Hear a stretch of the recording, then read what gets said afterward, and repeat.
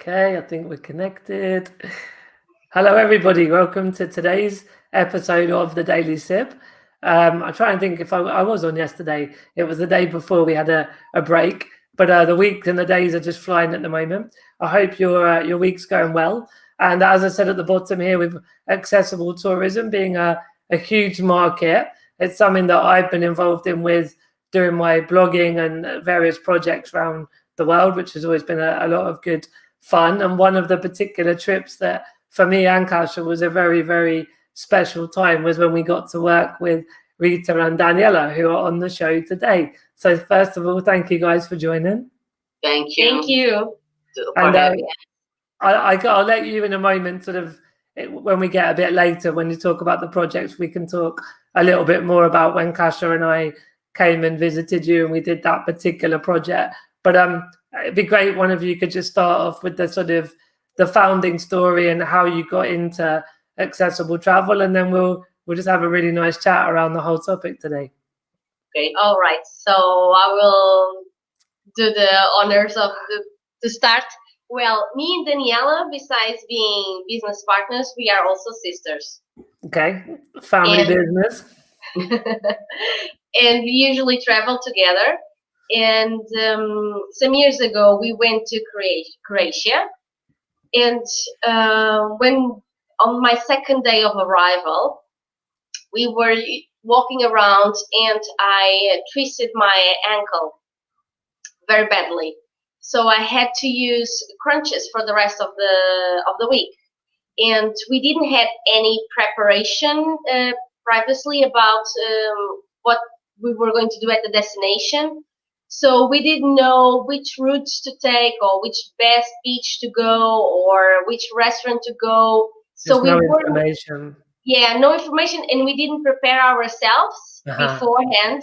So this little accident, it didn't blow our vacation. We still had a very good time, but we became far more aware of the importance of accessibility on a destination level and the importance of information, to have access to information ahead before you go on holiday. And this experience really stayed in the back of our heads, because during the time while we were traveling, we were talking about it often, like, imagine if this was something more serious, how do you do? Yeah. How do you go to the beach? How do you go move there on the several boats, because there were several islands, so it was a little bit tough. Yeah. So this experience really stayed in our memories. And then I was working in the tourism field. I was doing market research for senior tourism for our National Tourism Board, and it came across again the accessibility need in the travel industry, the importance of having accessible travel services. And then I realized the amount of numbers in terms of market demand, and it became clear that it's a need, not a trend. It's really something that needs to be addressed. Yeah. And again, this experience that we had previously, it came again to our minds, and we started to talk more seriously about launching a business together. This is working together was something that me and Daniela wanted for a while. We had other business ideas that we tried to launch, but we didn't really succeed. And this time with the accessible travel, it was really like our way. And the third time, we stay in Portugal. The third time, it's the one that goes well. So this was our third business idea, and we've managed to launch. So it was a bit based on data, but also on our personal experience. And also, by the way, Daniela, she's a lawyer, and she used to work for our healthcare services. So this side or the need for inclusion and accessibility was also a topic that she was familiar. Yes. Yeah. So cool. We combined the forces, and Portugal for All Senses was born like this. Our baby. Yeah. She's having a baby. It's a beautiful baby, and it's a beautiful name. I think whenever there's a sort of, as you say, it's not a trend. It's a market that is here for good, really. But like you do get this kind of fashions, and like that there was a period where everything to do with disability or accessibility, it had ability added at the end of the word, like, and so to begin with, it's quite cool and it's quite trendy, but then it's like, there's another name with ability at the end, and I think like what I love about Portugal for All Senses, that it actually combines the fact that, okay, there are people with different needs, with a disability, but senses is something we all have as people. So it's you're catering for a particular group, but it's also about inclusion. It's not the sort of segregation. And have you girls met Neha in India from Planet Enabled? Basically, I interviewed her maybe a month ago. I definitely would recommend connecting with her another time. Good. Oh, thank you. Thank you so much. She's doing similar things to you in India, basically. Oh, and that's really the really whole like values and virtue was that it's not only for disabled people, but it's for everybody, And I just think the senses, it works even in travel, because it's the smells and it's the food and it's everything. A very sensory experience. Yes.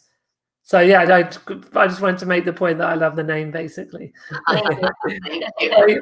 So, I think the fact that you had the personal experience and then the data and the business case was a very important combination for a successful business. So when you decided to start it, what were the ideas there, but what were the first things you had to overcome to launch? Having partners, reliable partners. And can you expand, like, I know what you mean by partners, but for someone watching that's not in the tourism world, what kind of partners did you need? Adapted transportation, Yeah, guides, the museums, the hotels. Let me see more. it's all of the holiday, everything. All of the infrastructure. Oh my God, my English. You need a drink. It's really important, because for us to give a good time to our clients, everything has to be perfect and very easy. So we have to check everything: the hotels, having good guides, having good transportation, the beaches, museums, everything that's got to do with cultural demands and options also. And so we have to check it out, everything. We work with associations at that time, Portuguese associations that are connected with with our fields, with people with mobility issues, and they were our testers. We needed to have their opinion of the associations, the foundations. How do they call it? From the charities. The charities. Yeah, like the groups for disabled people. Yes. They were our first clients, let's say, to test our tours, for us to have a real opinion of a person that has the profile of our clients before officially selling our products. That was very important for us to understand in reality how would everything function, and to have a real feedback. We did a lot of work fields, and we talk a lot with people. How can we design this better? What are the challenges, the issues? And I think that in the beginning we took like about 6 months to have all this thing covered. Yeah, more or less. And then we also had to find for funding, which was also an important aspect for any business. There's no revenue, right? You weren't making money at that point. No. And so we needed to find, even if it's a simple idea, you're always gonna have costs. Totally. Yeah. So we needed to find funding. So we applied for a funding line promoted by our National Tourism Board that was focusing specifically on accessible tourism, and we won that funding line. So we invested on our website, on making a promotional video, attending to trade shows. Our first kickoff moment was when we attend NIDEX in UK, 2017. I remember it well. Yes, When we met. Yes, Yeah. that was our moment. The first moment that we presented ourselves to the public Yeah. officially. Yes. The Duarte sisters are here, right? That was That's it. on the map. Yeah, no, it's cool. I think what I love about social enterprise is so much historically there was this almost outdated versions around disability and inclusion. I mean, I think there's always a need for charity, whether it's disability or other social issues. There's always a place for charity. But Always. I love that model that basically there was a need of a large group of people. You've created the product by finding the supply partners.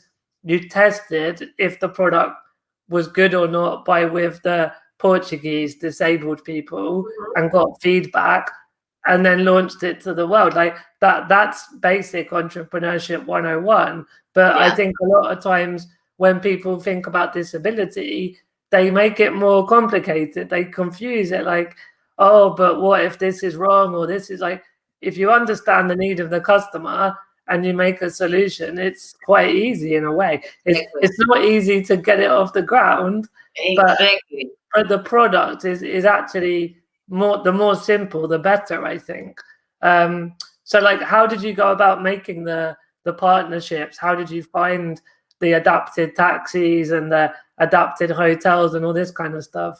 We did a lot of research, ourselves, Googling, calling, and especially it was very important for us to see with our eyes. It's true. Because sometimes there Yeah. are hotels that say that the room is adapted, Yeah. and it's not adapted. It's totally adapted. Yeah. At least in our standards, that we can say to our clients, look, it's totally adapted and you are okay. So we have to check the hotels a lot, like going to the hotels, let's see if it's really adapted. Like the vineyards, the same. Make sure that all the places that we recommend, we saw it with our eyes. Yeah. So that gave us some sense of trust. We felt more comfortable this way. And of course, we also used information that some of our national associations could provide to us. Like they already knew some of the best museums or some hotel chains that are more concerned with the inclusion. So they also gave us, some beginning for us to explore. And then you find one, and this is like the phone game. You find one, and then there's like a chain. Yeah. And this is a bit of a niche in Portugal. So once everybody kind of knows each other more or less. So then it's easy when you dig in that you get more and more information and more recommendations as well. Yes. Yeah. And to be clear, it's not that I mean, it's very obvious to us to say, but some people might be unsure. It's not that you had to build the hotel with the access or build. I wish. Yeah, I mean, one day we're going to have an hotel. In a few years, right? Like everything. That's for sure. But it's actually more about taking what already exists and making it easier for disabled tourists to find it and to have a good holiday and have a good experience. That's it.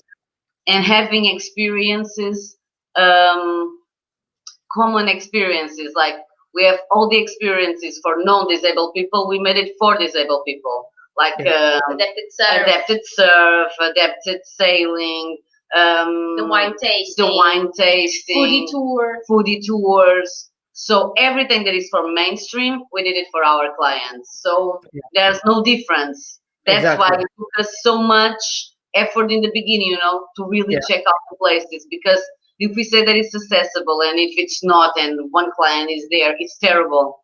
So we wanted that our products have the quality and for us in the beginning, we're thinking, okay, we are both young, so when you're traveling to destination, let's say if you come to Portugal for the first time, what would call your attention and what do you want to do? So we were having this mindset that, okay, let's just make it sure that we find a partner or that can provide that service that you're looking for, like the surf, which is very popular in Portugal. But adapted. So it was a bit also with this mentality, like, I mean, if you are young and you want to explore the city, if you come to Portugal, what do you want to do? We just need to make sure that has the inclusion. Yes, that's it. aspect.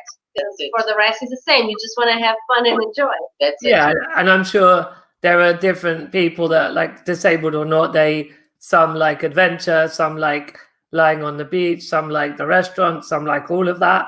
But also when you adapt it, maybe like someone with autism or is deaf or is blind or is in a wheelchair, there's maybe different ways to adapt it. But it's all the mentality. If you've got the mentality, then it's possible to adapt things. So, and I mean, you mentioned obviously the supply side created the product, you did the user testing, you touched upon the funding. So, like, how did you find, was there like tourism funding or government funding that was government funding of our National Tourism Board, you see? Okay.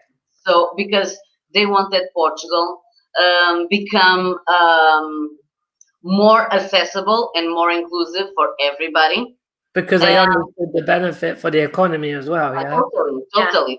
Because accessible tourism is a tourism for families, it's a tourism for seniors, it's a tourism for everybody. And if a country is accessible, it's good even for the citizens, you know, for us, because it's like, well, it's good for everybody.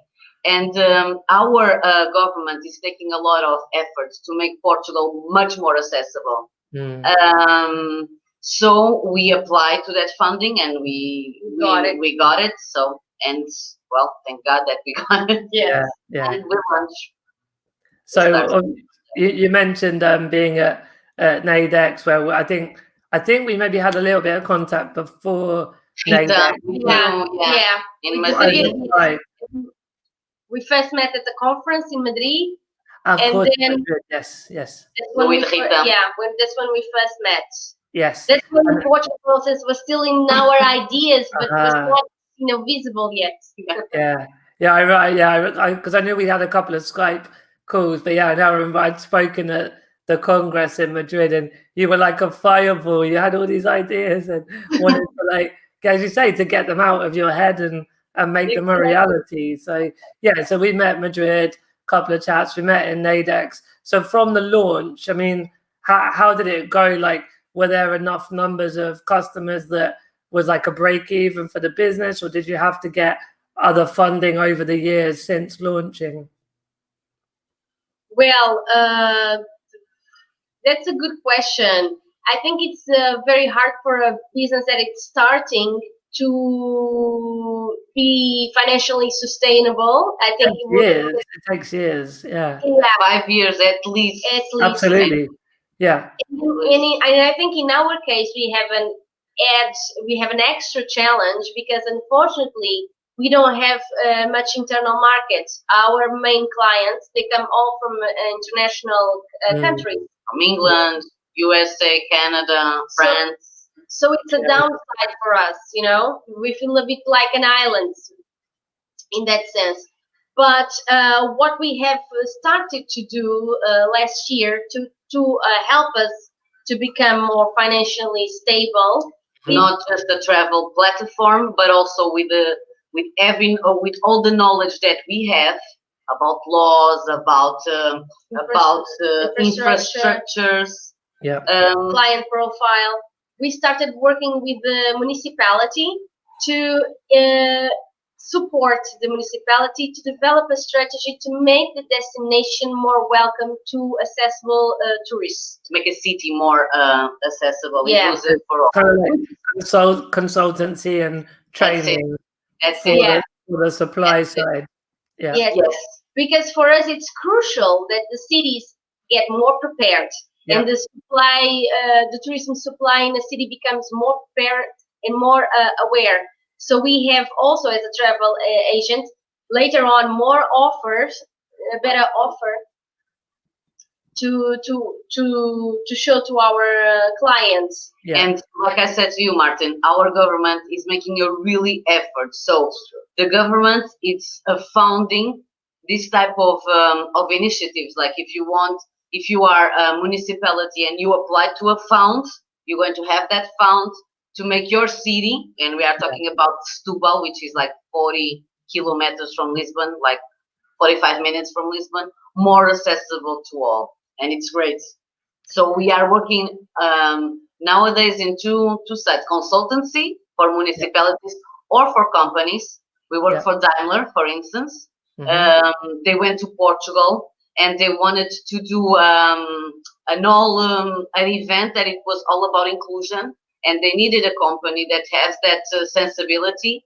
So what Rita is saying is that we are having the demands of the public sector and also the private sector, and with the tourism base or with the tourism knowledge that we continue to be a travel platform, but we give consultancy also, you know. That's so both things they merit because Well, what we do on Purple Goat now is that in many ways it's about the marketing, communications, the promotion to customers. But if there's a problem or the product could be better, there's the way to help make it better with the consultancy. So I understand exactly the two are very important. We'll come on to COVID, the horrible word COVID-19 in a moment. But nightmare. Just before we get there, I guess it was sort of more around Kassia's. For the people watching that don't know, Kassia's my fiance, and she's just commented from the other room in the house saying, "Love you, ladies. You're doing great work." She's awesome. We had such an amazing time with you both because you're both just really warm and welcoming people. Like it was kind of work, but we created a friendship as well, and that was so nice. And obviously we got to see Lisbon, and it was the first time I'd been to Portugal, and still is the only time. So I guess just for the context of people watching, what on the work side, not just the alcohol and the friendship side, but what was the kind of reason that for you that was beneficial for me and Kassia to come in terms of the marketing of the product of the tourism? Well, at least everything that we were speaking with you before you come to Portugal, you know, that you saw with your own eyes. You see that Lisbon could be accessible. I know that it's hilly, but there's a lot of parts that are not hilly. So if you know the places and all of downtown area, it's totally flat, and you were there with us. It was very important to show you the accessible beach, several accessible beaches that exist close to Lisbon, that it's like 15 minutes if you take a train or if you go by car. For us, it was important to show you our work and for you to make a tour with us, to be with us, to understand what we sell in real life, to have that experience. What we promote. Also because you are extremely well known in accessibility field. You have been the face of so many campaigns internationally of so many different. It's been difficult. You are the man, Martin. You're the man, and we wanted you. all of these world travels, it's been very hard, but you know, I've managed to cope with it. And you make an amazing job, Martin. You do, really. you do. Thank you. I guess that was what Rita was saying was I agree with you, Daniela, that for me to see it and experience it was important, but then obviously to tell that story, if you like, to create, we made videos and photos and wrote the blog. And so I think in the last few years, that power, and it kind of was influencer marketing without calling it influencer marketing, was that all of the people that have followed me on my social media or my travels, they learned about Lisbon through my eyes. And that was my understanding, that the benefit was people learned through me learning and being in Lisbon, right? And we have the feedback of people that went to your channels because you are everywhere, and they read the blog and they saw everything, and they book with us after, and they were making lots of questions that they see about Lisbon, about what to do. They saw you, and they saw your interview, the interview that you did with us, your article. And people came, so it's really good. That's being an influencer, of course. That is. I remember when we did that. See you, and they write us. It's true. Cool. So in a way, that because I think in the general tourism world, they called it fam trips, which is like familiarization, or press trips. So me coming over was with Kasha was basically that. Like tourism boards have done it with newspapers, with magazines, and now people do it because of social media as well. Exactly, it's the same. Yeah, we're more modern, so because we can have a great idea, we can have a great business, but if it's not promoted, if people don't know it, well, it's just exactly. You see, so social media, of course, they make the part nowadays of the journals. Yeah, of the it's the new channel. It's the new channel. Yeah, that's it. Yeah, in a way that with the traditional newspaper, there were travel writers, and they would go around and they just would share the experience in the print magazine or print. So it's the same, but with social media. So Exactly. In a modern way. I think that's a clever, from your perspective, like forget that it was me involved, but the general method is a clever way, because it's really powerful marketing, because you can say that it's brilliant, but the customers, like with all respect before then, they didn't know about you, did they? So it was a great way of building trust, but then now you have customers and you have a relationship with people. So it's it was a really, really powerful way. I think, did you do something with Suzanne at Airbnb? Yes. Can you explain a bit more about Airbnb relationship? Yes. Our relationship with the Airbnb started last year because we are the face of a product called Adapted Experience, which is a product that they're gonna launch. Unfortunately, because of all this COVID situation, everything got postponed. Yeah, now, aren't we? We're at COVID now. It was supposed to be December. Now I don't know, but we are like the ambassadors of this new category, and through this partnership we've met Suzanne and then Edwards, and then Suzanne came to Portugal, and she visits Setúbal, and she met the people. The city that we are giving consultancy. Yes. So we were with her in Lisbon, and then we bring her to Setúbal. So I'm sorry, for her to see the city and to see our work and to give us her feedback also. And so it was great. It was really nice to get the chance to meet her face to face, because all this time we were just chatting online. Yeah. But she also had the chance to meet the people from the municipality, and we also explained to her a bit the plans that we want to do in the city, the changes that we are willing to make. So it was a very interesting experience. And now we hope to continue to collaborate in a more consistent manner. But of course, it has to be, with a different scenario. Yes. When probably next year they really going to launch it, and and then you will find our experiences that's for sure. online. That's for sure. And then you will be. And if you go to the Facebook page, it's our face there. Yes. So Salvador said, "I can't wait for Adapted Experience to start. Sounds really exciting." It is. And you're going to have so many options there. It's incredible. They're going to have nature options, gastronomy, sports. It's really nice. Really nice. Mark said, I will be making a booking with you, ladies. So oh, please! You've made a sale already. We're waiting. I think to summarize all of this was, so you did a consultancy to help make the product, but the experience of going to Portugal with a disability a lot better. You've done various marketing with influencers like myself and with Airbnb. I mean, obviously, everyone knows who Airbnb are, so that makes sense.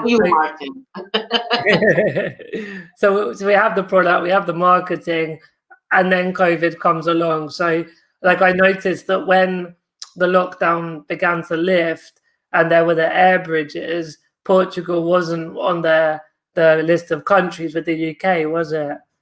For not having the quarantine. So it must have been really bad the last few months for you both, yeah? Yes, and in the case of Portugal, in the case of UK is actually a very important market for Portuguese tourism in general.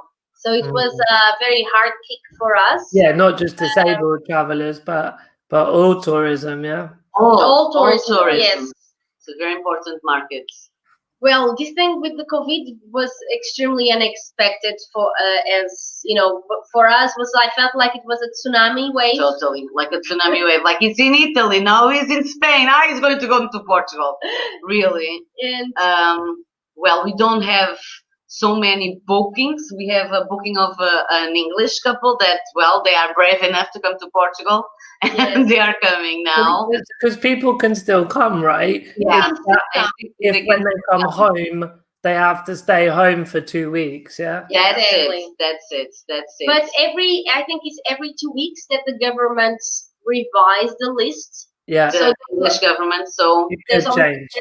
Change. Yes. For better. But one thing, and I'm not selling my fish, as we say in Portugal, but Portugal was sell the fish. And a good fish, by the way. Portugal was one of the countries with less COVID in Europe. So we act very fast. We close our borders. And now we feel a little bit that it's unfair that we are part of the most. Yeah. We are on the list. It looks like all the work that we did, work or effort, people being at home, closing all the economy because we live a lot from tourism. So now it's a little bit, well, let's see. But one thing that I can guarantee is people that come to Portugal, all our hotels, they have the safety. Measures? It's like a safe. Yes, it's like a prize. It's like a logo. The places are calm. I think it's secure, to be honest with you. Of course, that it's not the same thing that Portugal in the other year. Of course not. We have 10 millions of tourists. Don't have nothing to do, but it's calm. I think it's safe. To be honest with you, it's safe. And we are taking very seriously the COVID issue because in Portugal we have very strong family values. So everybody was extremely concerned that you could pass to your grandparents, for instance, or parents. Because we have very close family ties. So everybody here took it very seriously, the measures promoted by the government. So like the social distance, the mask use, it's compulsory to use everywhere you go.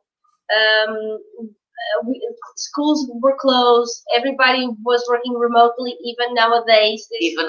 People are still working remotely. So we took it very, very seriously. So I actually think it's a quite of safe destination to come. Honestly, even for us, I did my holidays in Portugal. Here we went to Algarve. Yeah, me too. Yeah. So less queues for the restaurants, less people on the beach. Yeah, but I did my vacation here. Yeah. Yes. Yeah, that makes sense. A couple of comments and questions coming in. Dave says, "Don't forget sports." Providing options to enter events like the Lisbon Marathon or organising warm weather training camps, hand cycling, athletics, wheelchair basketball, golf, tennis, sailing. I did this in the Algarve. So have you done any adapted sports as part of a trip or a project? We have. Yeah. People can buy an experience of sports, like Rita was saying, adapted surf. Adapted sailing. Let me think more. Diving. Adapted diving also. For the scuba diving. For the brave ones, you can do the I now forgot the name. The jump from the plane. What is the name of that? Skydiving. Yeah.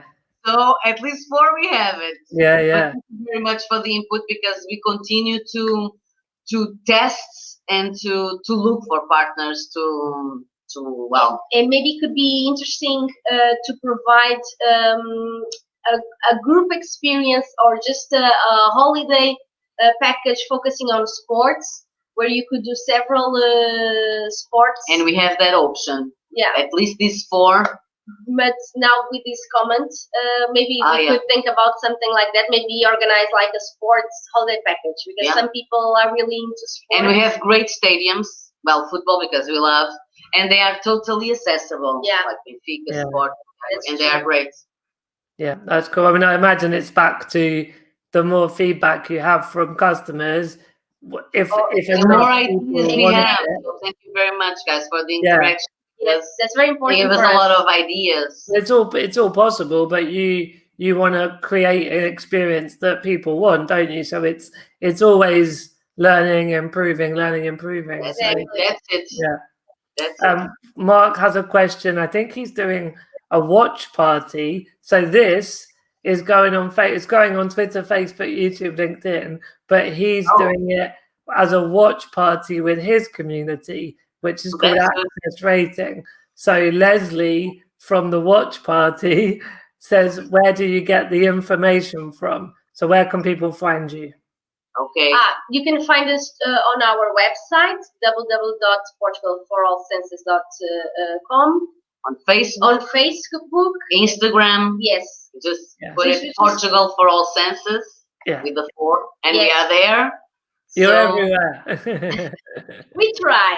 Yeah. we try. You have to And be these please days, make us right? all You have the to be. questions. Yes. And, well, And we are more than on the website, you will find our emails. You have also a phone number. You are free to call, to write. We are more than happy. More than happy. More than happy. Cool. And while we're sharing, Big. while we're sharing details, Dave on LinkedIn says, please pass on my email address, dave@teambrit.co.uk. You can go on the LinkedIn afterwards and you can find it. But it sounds like Dave could assist with some of the sports stuff as well. That would be good. That will be great. Great. The Lisbon Marathon was a great idea. Yeah, it's true. Thank That's you, a Dave. very good idea. Yeah, we have to speak. Cool, good stuff. So yeah, I mean, it was obviously, it's been challenging. It sounds like you've still done, you've had some consulting and generally just waiting for it to open up again, I suppose. Yeah. But looking to the future, I mean, it'd be good to touch any thoughts you have about COVID-19. Like if it's around for another year, what's your plan? But also beyond COVID-19, what's your bigger vision, the positive stuff as well, I think one thing that COVID brought about positive is not mass tourism. It's our type of tourism, More, how can I say, more sustainable, more inclusive, more secure. We are very close to people. We don't do big groups. So I think that is going to be an option in the future of tourism. People are going to see that mass tourism is something that I think it's more or less over. And thank God, because I like this type of tourism, this type of economy. Let me see more. People will travel more to Europe and not so much abroad, I think. So, not so far away destinations. No, I think not so far away destinations. Let's see. Also, the more in Europe. Domestic market became more relevant as well. I think people in general will also consider doing their holidays more in their home destinations or close by. I think more authentic experiences. I think not so much the mainstream, like with a bunch of people and the cruises and big groups, but more smaller people. Smaller people. as well. Like family, friends. Yeah. Something more. I don't know, more real. Yeah, maybe they would also kind of avoid the high peaks of tourism. So we're gonna have tourism trends all over the year. We are expecting that, and not so concentrated in the summertime. Yeah. And Portugal is good all year round. We have a good weather. We have a good weather. So, and our plans for this year. Let's see the COVID thing, but we're going to continue to do consultancy. Yeah. Because we have our contract with the municipalities for 2 years, so we're going to continue the consultancy. Of course, that we're going to continue with the travel platform. Yeah. I believe that in January, probably May, things are going to change because when the vaccine comes, or I don't know, a remedy, a solution, people are dying to travel again, to have their liberty again, because we are not made to be at home. We are not made to be. We are social beings. So I know. Yeah, travel. I agree. Can you imagine? Like, how much I normally travel, right? I'm going crazy this year. I can imagine how you are now, poor Martin. And But I it's mean, like us. yeah, It's like us. We are from the south, so we love people and we love to go out and be on restaurants and having a drink. And now it's not possible. So, but I believe that when it's possible, people are going to have their revenge. And I believe it's not going to be the crazy thing like the mainstream again. And I appreciate that in terms of tourism. But people are going to continue to explore, to travel, to be with other people because it's important. yeah. So let's see. Yeah, But because I mean, I think obviously we're talking about tourism specifically, and you've experienced, like, you are working, you have jobs. I think COVID, it's changed the world of work a lot as well. So I think that maybe there's not going to be the crazy amount of travel, like you said, mass tourism, but also for business. Like sometimes people, they'll fly to Asia for like 1 hour meeting. They'll go to a hotel, they'll sleep, and they'll fly back again. And now we showed that with all this kind of technology, it's possible to connect. So I think you're right that there's going to be, I think trends were changing anyway. I think COVID-19 has made some things happen a bit quicker as well than it might have taken 10 years. And it's going to take 1 or 2 years now. But in the end, we still want to travel. We still want to meet people. We want to experience. I mean, that's why I love travel. It's the culture and the language, and it's just so nice to exchange those experiences. It's the best memories that you have, you know? Yeah. When we travel, those are our best memories because everything that we live, it stay with us. So but you are right. This COVID came to change lots of things in the travel industry, but in general, of course, in the lifestyle, people are going to be more connected by the net, by the like online. We are doing now online. You can work from home. You can have probably meetings and congresses, maybe on Zoom, for instance. But I think that I think that people are willing to test the real things when they. Am I making more authentic experiences? I think so. Even in their day to day, because we were like for 3 months locked at home or thinking about diseases and that and this, and we stopped. And I think people are going to change a little bit and going to choose with more quality. I think quality of time, quality of relationships, more purpose. You know, doing options with more quality. I think so. I hope. And more awareness. And more awareness of the other, of the planet, of.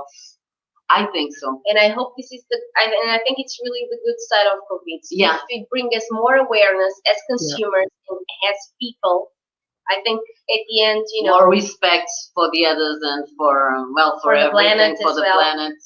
I think that it's a good thing, on this catastrophic thing. You have to do a lemonade, when you have lemon. Like lemonade. Of the lemonade. I mean, it doesn't. I think we all agree. It's not like it's been good or it's been easy, but there are positives that can come from there. So when you look at the United Nations sustainability goals, so it's a lot around, the environment, the planet, like using resources sustainably, not having plastics killing everything in the ocean, all this kind of stuff. I think inclusion and looking at disability, but also broader, like racism and sexism and all of the different age gaps also, because lots of clients that are 50 plus, like they say, that like 80 or something. The age gap, it's important also. But I think it's all becoming part of the same agenda that we want to just all live healthy and happy. And it starts to sound almost like a hippie and let's get out the guitar, but it's so true that I think people are ready for change now, and COVID is bringing some of that change more quickly, like we said before. That's what we were saying. Things that can be in 10 years from now, like you said, there's the need to put them on the table and make it work now. So I think even, I don't know if I'm wrong or not, but according with what you were saying, Martin, I believe that accessible tourism, or a tourism that is more inclusive, that is more sustainable, Yeah. at least which is ours, and what you defend also. I think that people are going to see with other eyes. People are going to be a more conscient consumers with more conscience. And we've seen quite a lot of disruption. Sorry, I was going to say around with social media and the sharing economy, like Airbnb wasn't around 15 years ago, whenever it started. I can't remember the year it was founded, but certainly 15 years ago, it didn't exist. So I think it's really interesting that it's not just COVID, but it's with the internet and the different tools. It's not, as you say, it's not this mass consumerism or mass tourism. It's more fragmented in a good way. It's, you can stay in somebody's home. You can find the restaurants that were not the famous or typical restaurants from the past. Like and it gives people more opportunities for a different living, like from the business side. I'm sure in Lisbon, like many small businesses, they thrive on this kind of experiential tourism as well. Yeah, it's true.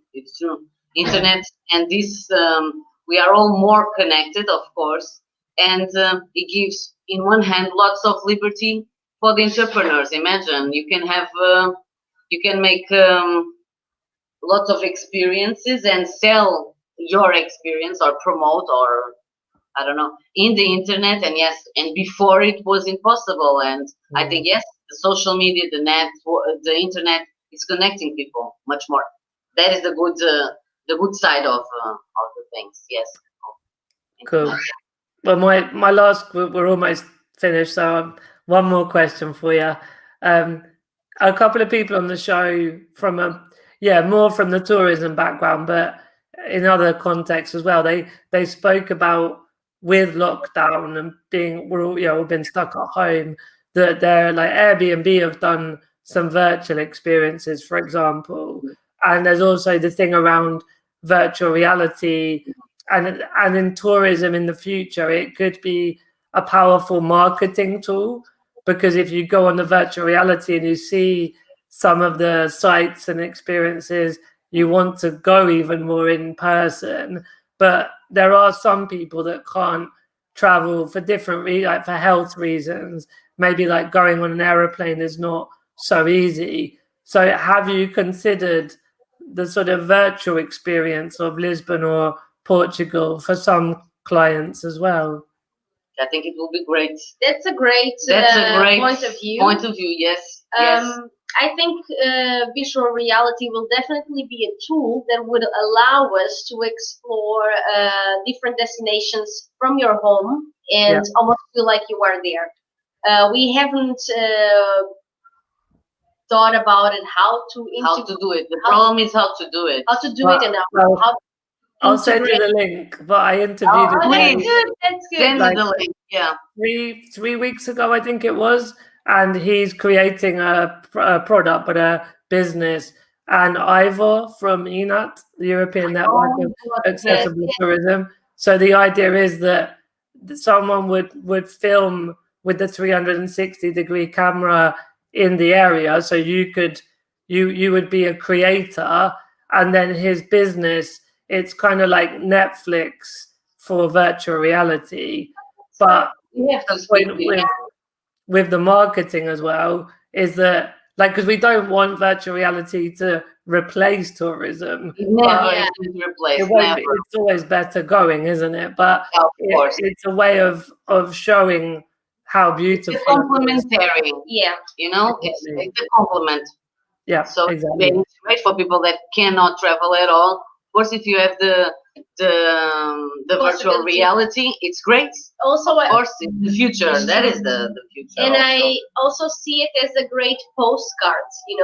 Maybe you're thinking about this destination to visit this specific place, and virtual reality can give you that opportunity to stimulate your mind, because I'm a bit old-fashioned myself, and I hope it will never fully substitute the possibility with your senses, Yeah. real life moments, Agreed. experiencing and exchanging face to face, because Yeah. I think we are humans and we need to keep that in mind. And have a soul. That's very important. Yeah. But of course, the EI, and the virtual experience, and the things that are going, it's the future and it's the present. Yeah.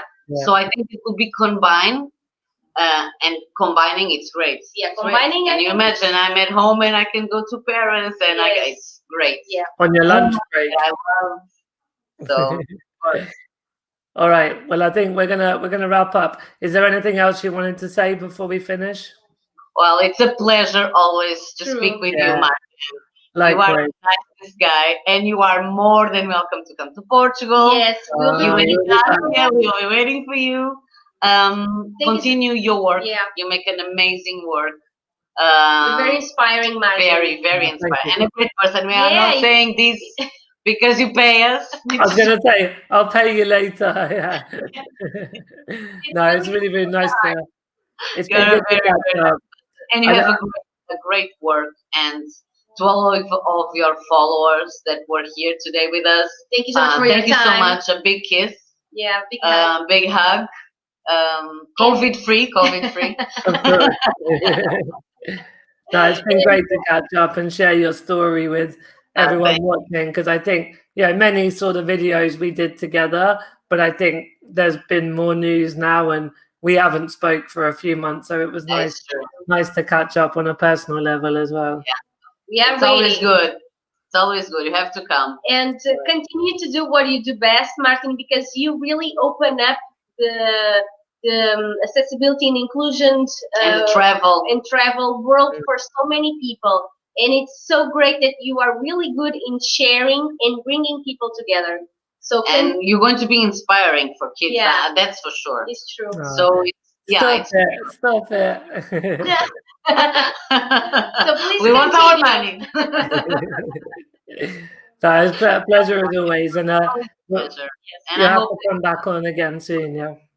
For your community, people that were listening to us, I hope that they come to Portugal with us or without us.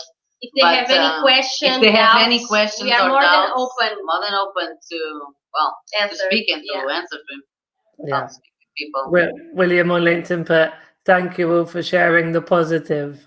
Thank you. And thank you so much for the time, finding time to listen to us. It's also very appreciated. Okay then. Well, that's a wrap. We're all done. That's a wrap. Everyone watching, thank you for watching today. I'll be back tomorrow with another show. I think Friday, I said to you before we started that I haven't been to the beach this year, but it's going to be hot on Friday, so I might have a day and go to the beach on Friday. With look at you. We are going to speak today. I think in the end of the day, it's too hot here. Yeah, we're having a very warm summer. 36 degrees. It's too hot. So in the end of the day, I think that we're going to go for a swim. That's it. Sounds like a plan. Well, have a good swim. And I'll be back tomorrow for the next episode, and I'll speak to you two really soon. Okay, Martin. Ciao. Bye-bye. Bye.